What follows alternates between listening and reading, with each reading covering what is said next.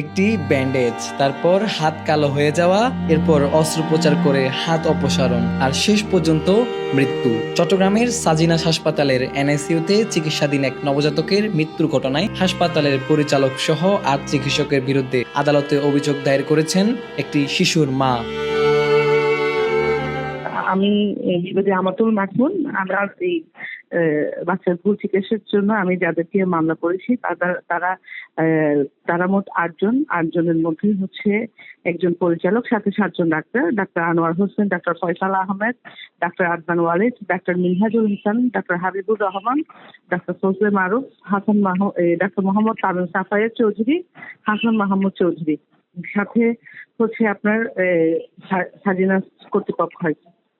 আর ঘটনার তারিখ ও সময় হচ্ছে 25/5 ইংরেজি তারিখ 10টা 41 হতে 1 তারিখ 6 আনুমানিক দুপুর 12টা।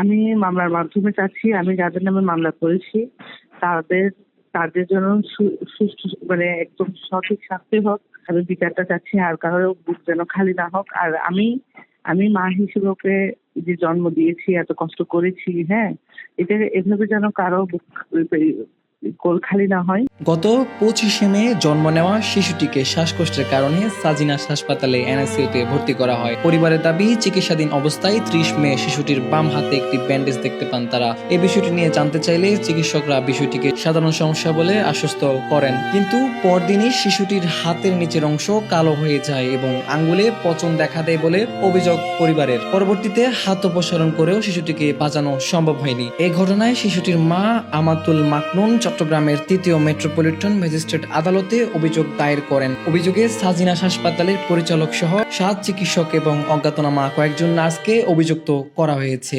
আদালত অভিযোগটি আমলে নিয়ে সিআইডিকে তদন্তের নির্দেশ দিয়েছেন। পাশাপাশি চিকিৎসা সংক্রান্ত বিষয়ে বিশেষজ্ঞদের মতামত নেওয়ার নির্দেশ দেওয়া হয়েছে। অভিযুক্ত চিকিৎসক ডক্টর আনোয়ার হোসেন বলেন, এনআইসিইউর চিকিৎসা কার্যক্রম টিম ওয়ার্কের মাধ্যমে পরিচালিত হয়, তাই এককভাবে কারো উপর দায় বর্তায় না। আমি তো জানি হোয়াট আই হ্যাভ ডান, তো এখানে আমার নিজস্ব কোনো নেই, এক্সপ্লেনেশন নেই। এটা টিম ওয়ার্ক, এটা এককভাবে কোনো। অন্যদিকে ডাক্তার ফয়সাল আহমেদ বিষয়টি নিয়ে বলেন, বিষয়টি বর্তমানে আদালতে বিচারাধীন, তাই তদন্তের মাধ্যমে প্রকৃত ঘটনা সামনে আসবে, তাই তিনি এই বিষয়ে কোনো মন্তব্য করতে নারাজ। জাহান যেহেতু মামলা হয়েছে, এটা তো কি বলার আছে, এটা যা বলার ওখানে সবাই। আপনারা এইভাবে প্রচার করেন না, আপনারা সত্যটা বের হইতে দেন, তারপর প্রচার করেন। কারণ কি, এই প্রচার অপপ্রচার এগুলোতেই মানুষের ক্ষতি হয়ে যাচ্ছে, কারণ সত্যটা কেউ জানতে পারতেছে না। সেই কারণে আমরা এইগুলো নিয়ে কথা বলতে চাই না ভাই। এগুলো যেহেতু মামলা হয়েছে, মামলাতে হোক কথা, ওখানেই হোক। আপনি তো বুদ্ধিমান মানুষ, আপনি নিশ্চয়ই বুঝতেছেন এটা। এ বিষয়ে হাসপাতালের পরিচালক শফিকুল ইসলামকে একাধিকবার কল করলেও তার পক্ষ থেকে কোনো উত্তর পাওয়া যায়নি।